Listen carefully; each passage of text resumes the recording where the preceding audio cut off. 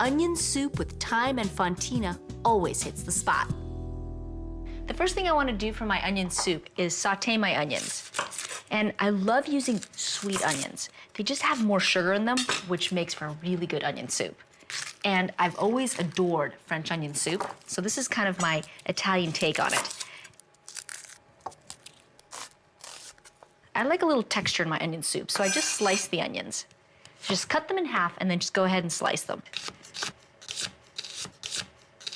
Perfect.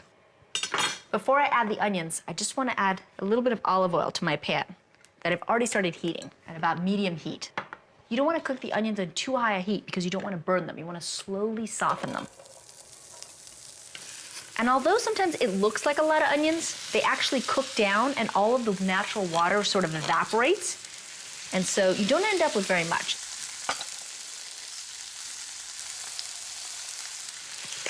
Salt and pepper.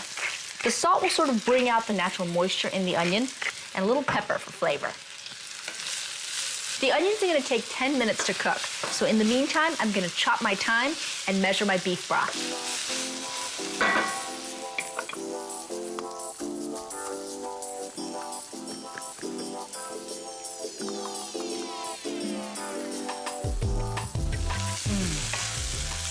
These onions look so good. They've been sauteing for 10 minutes. They're slowly softening. So now it's time to add a teaspoon of chopped thyme and 4 cups of beef broth.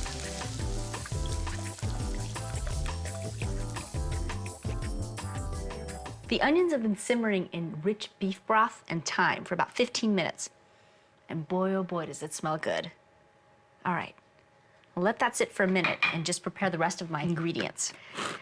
Now, I'm using ciabatta bread. I love it because it has a really thin crust. It's crunchy on the outside, but has these big air pockets on the inside, so it makes it really light. So let's cut a few slices of that, and then just cut it in half again and cut it into cubes, just like that, nice and big. There we go. All right, so we've got the bread. Now, obviously, you know, French onion soup, it's known for the melty, bubbly cheese on top. So we're gonna use fontina cheese. It's grassy and fruity, but believe it or not, it's also got a little kick to it, which I love. But what's even better is it melts beautifully. I mean, you stick it under the broiler and it's so buttery and creamy that it just melts unbelievably well.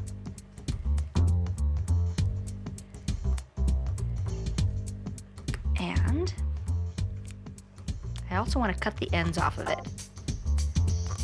So now, time to ladle some of the onion soup into our bowls. See, the onions are nice and tender. Oh, that smells so good. And then we put it right here. And then you just add some bread and top it with the cheese. And then you stick it in the broiler and it slowly starts to melt and crawls over the edges. It's so delicious.